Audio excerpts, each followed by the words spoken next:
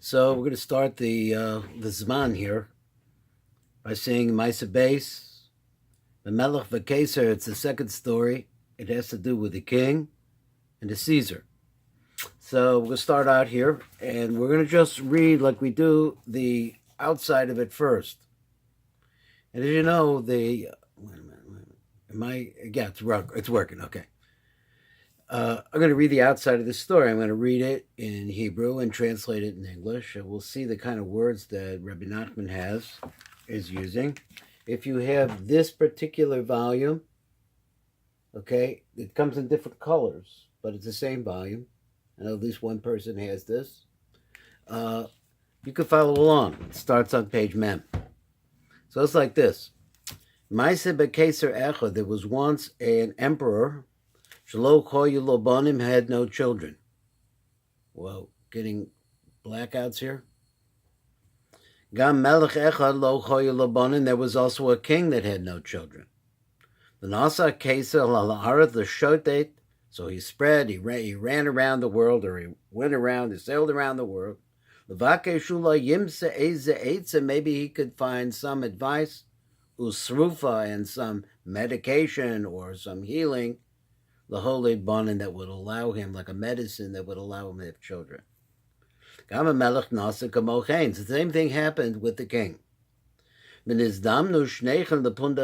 So they both wound up at one particular hotel.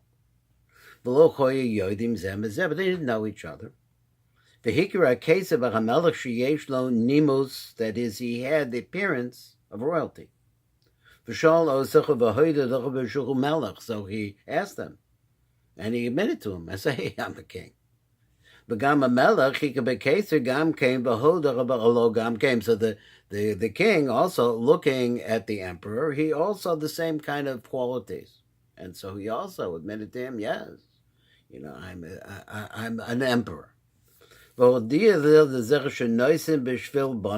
let themselves know that the reason why they were here, what they're trying to do, is to find children. And they became fast friends.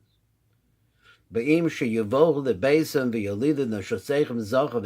they said like this, listen, if we go back to our homes and we wind up having children, you and me, one of us will have a son, one of us will have a daughter.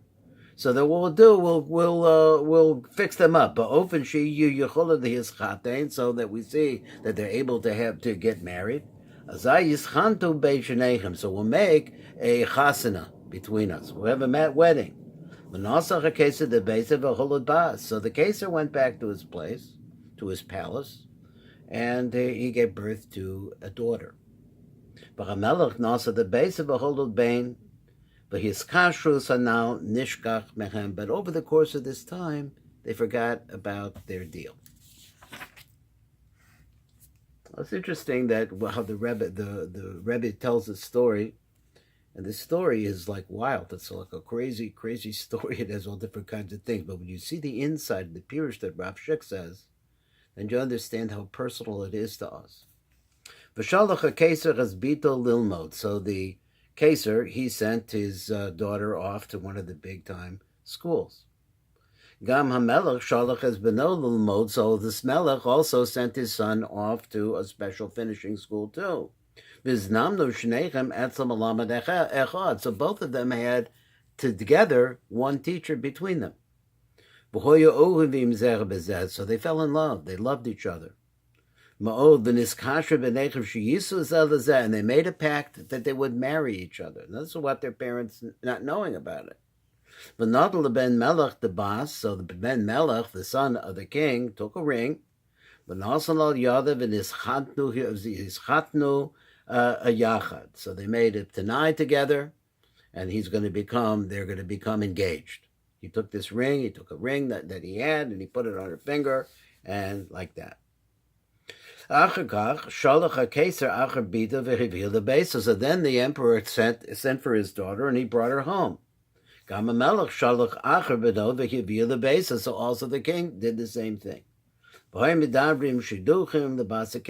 they started talking to her about a shidduch, to make a marriage for her.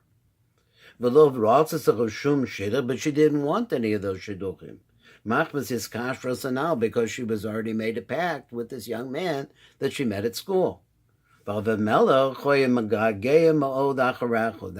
the son of the king, was yearning and yearning and yearning for her. Gama Bas Keser, also the daughter of the emperor. She was always depressed. So he brought her to different chambers that he had, in different palaces. And he showed her all the great things that she had to make her a great person. But she was still depressed.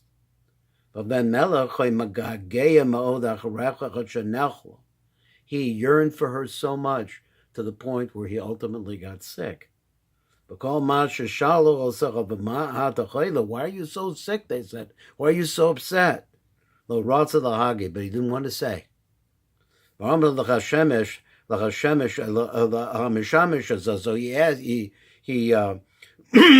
he said to his servant, maybe you could make some questioning by him. That he said that he knows. So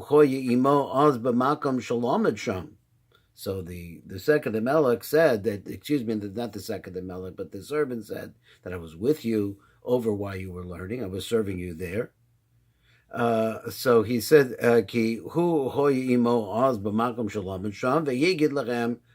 so then everybody knew. So then the Melech, I guess I said that a little bit wrong. He said, what it says here is that the king said to the servant of the son, what's going on here? And he told him the story about how he had made a pact with this young girl. So then he remembered that he already made a pact, the same thing. It's the same girl, same guy. He'd already had a pact with the emperor. Because of the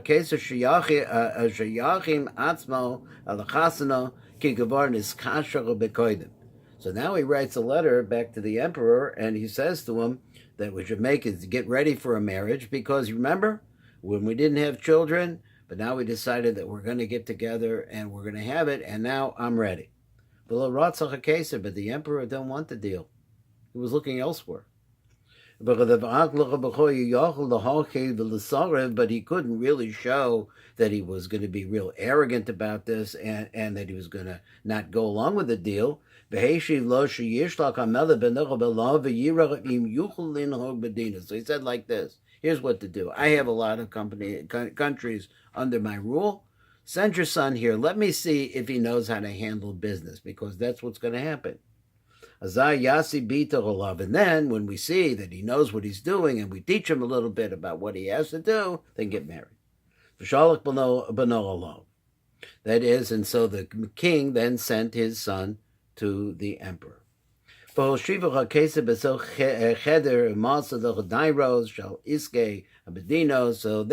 they put him in an office, and they gave him all the paperwork and all the counts and so on and so forth that he needs for the Medina. The rose im Yuchelin Hog as a Medina, see whether or not he had the skills that were necessary in order to run a country. But Ben Melachim is Gargeya Ma'ol the rose also, but all that the son of the king wanted to do, and he yearned, and he longed so much just to see her. Below the rosa, but it wasn't possible for him to see her. So one time, though, he was at a place where there was a mirror he went through. They saw the mirrored image, and he saw her,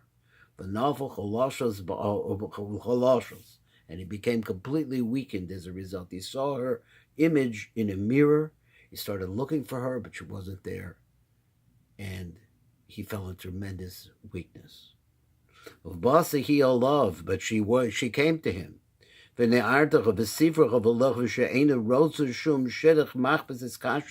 so, but she came to him. She woke him up, and she said over to him that she wants him, and all these other kind of relationships that are trying to make for her, she didn't want them. So he said to them, but what are you going to do? Your father doesn't want. V'omro, so they said, Afal Pikain, even so. Acher kach is yatso sheyanichu lefrosh atzman alayam. So they said they're going to make a pact together. They're going to go off together. And they're going to go and they're going to sail over the oceans. V'sachru lechem svina uparso b'yam. So they hired themselves a boat, ship, and they went out and they sailed on the sea. V'hochel alayam. They were out sailing on the sea.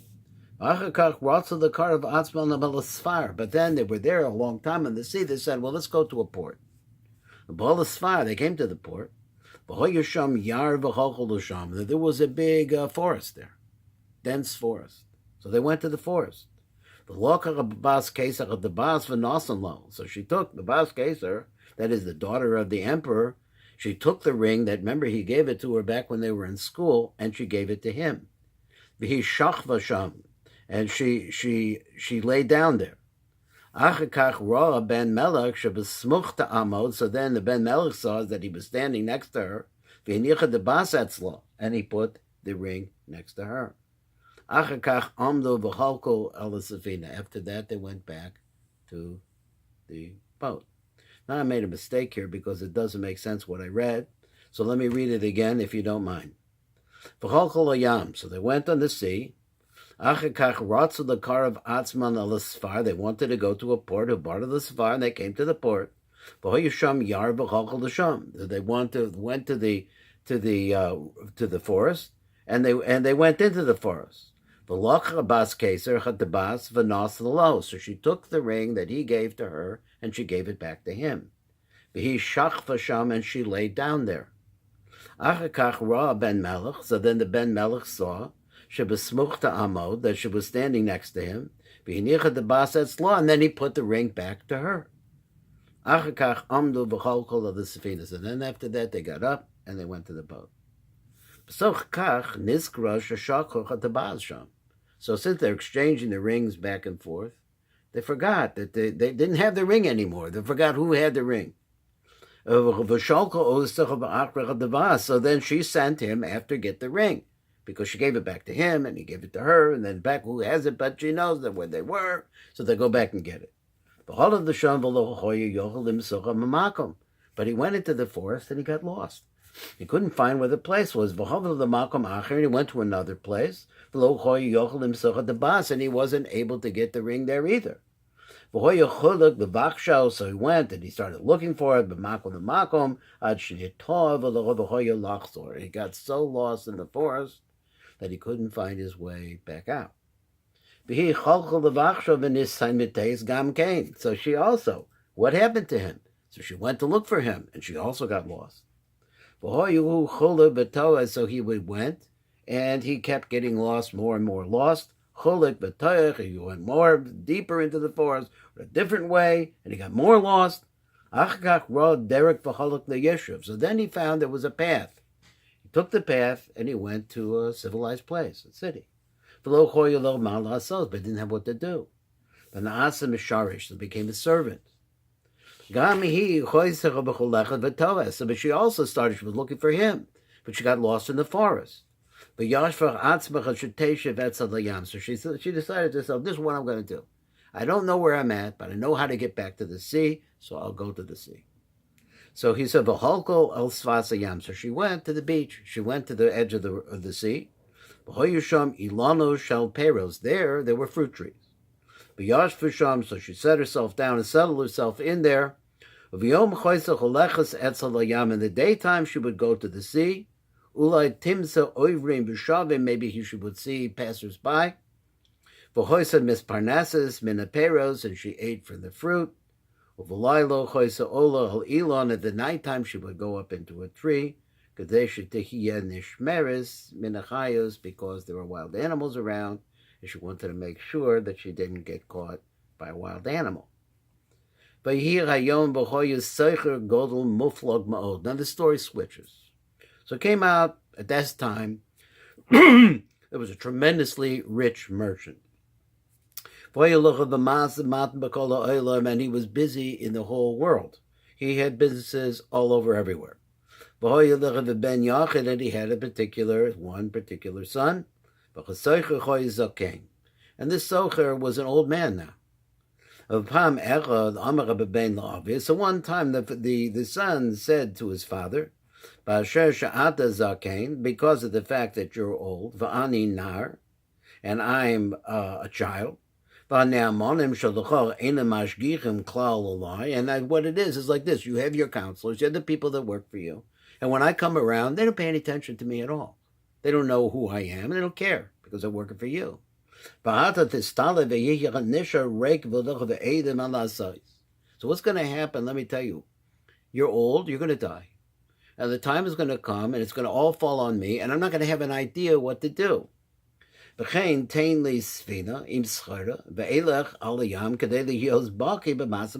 let me go, give me a boat. Let me go out. Give me some money to start with, and I'll show you that I could do business. I'm going to travel around, and I'm going to start buying from here and selling over there, and you're going to see, you're going to make a big business out of it. But so the father did it. He gave him a boat, and on the boat he put merchandise. So he went to different countries. He sold the schora, and he bought something they had there. And he became very, very successful. Now he's traveling on the sea. He's near the land, and he sees some beautiful trees out there. Now these are the trees that had the fruit in them, in which the Bas Keser was eating, and at the same time she was staying up in the trees at nighttime. Because he saw this nice orchard out there, and he says, let me go over there. So when he got there, he says, well, it's nothing special, they're just trees. But in the meantime, while he's thinking, I've said, there's nothing here for me, I'm going to go back. He looked out there, he looked into the sea itself.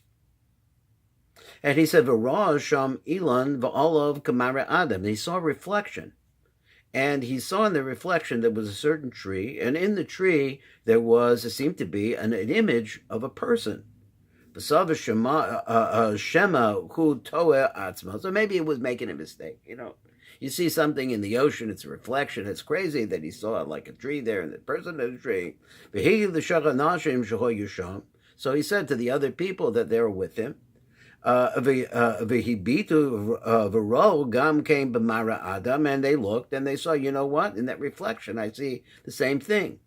That is, at Adam ala ilan, that there's a man in the tree, his carved the sham, v'shachol ish in sefina ketana the sham. So they sent a man, he says ish, a man with in a small boat, v'hem koyim mevitim b'sochayam, and they were looking into the water. K'dei lekaven as a shliach shelo yate min haderech k'dei sheyelech mekuvan el ilan hanal. What does this mean? Got to think of what does he mean that he sees a reflection in the sea. So they use the reflection that they see in the sea and direct themselves towards the place that the reflection is coming from, and in that way they'll be able to figure out where they have to go to find this tree. Behold the sham, so they did it, and they followed this reflection, and they went in that direction. So they saw there was a man there. In fact, there was a man in the tree. And they came back and they sent it over to this merchant. So he, that is the son of this merchant, he went himself. That somebody was there. Who was it? It's the daughter of the emperor. She was in the tree. So he said to her, Shetered, come down. So she says, oh, wait a minute, I don't want to go into your boat. I'm here by myself. So he says, don't touch me. He says, you have to promise, I will go with you because I'm lost, but you can't touch me. He says like this, she says like this. So you could take me to your house. I'm a single woman, and you can marry me, but you have to do it the right way, in an honorable way. She was so beautiful. He promised her. So she went in by him into the boat. And he saw that she was able to make music with different instruments. She played the piano and the violin and all different kinds of things. It was beautiful. Behold the dabbe become of the shyness, and she spoke many languages. The samach al and he was so happy that this beautiful girl was now destined for him. And that's our story for today, and we'll try to keep going, get through this story. You could see, or I could see, without really seeing what's inside of this story and opening it up, that the story has a lot of different openings for us to be able to see things. But what I saw, as I said, I'm beginning to see in the beginning of this, the Pirush of Rav Shik, it's extremely Kabbalistic. And as a result of that, it's spurring me on to the idea that those few of us who are going to be able to be zeicha to start looking and learning the Kisvei, that we'll actually be able to see the greater meaning of what he's saying. And I'll try to make it possible for us to be able to get there. So thank you very much for listening, and see you next time.